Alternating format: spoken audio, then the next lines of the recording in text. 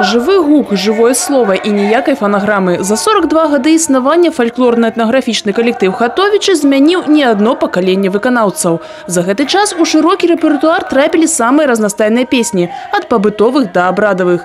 А сярод інсцэніровак самабытных абрадаў асаблівай адметнасцю вылучаецца весельны абрад застрых маладых. Ну что ж, гости дороженьки, давайте еще раз выпьем и будем застрыгать наших молодых. Набор інструментаў для застрыгу нешматлікі. Патрэбны свечкі, якія злучаліся паміж сабой асобым чынам. Уместо стуквают 3 свечки. Молодому одну свечку и молодой одну свечку. Это молодого свечка батько, молодий и маті. И так уместо скручивают. И само молодое. Батько, невестка, ну и маті.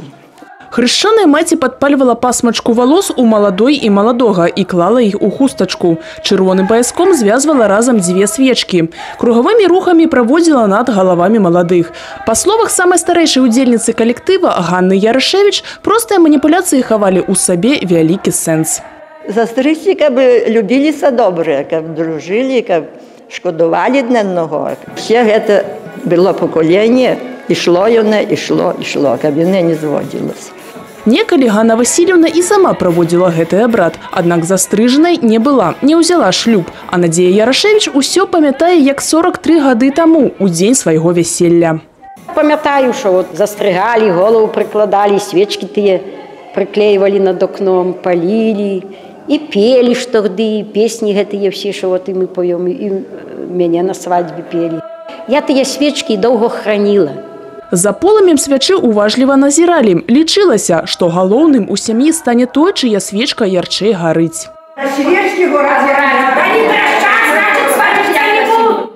Хатовічы не прымушаюць сучасных маладых здзяйсняць застрыг, падзяліцца часцінкай велізарнага скарба народнай культуры – галоўная мэта калектыва. Дзіяна Мішчук, Сергій Мацвічук, тэлерадыёкампанія «Брэст».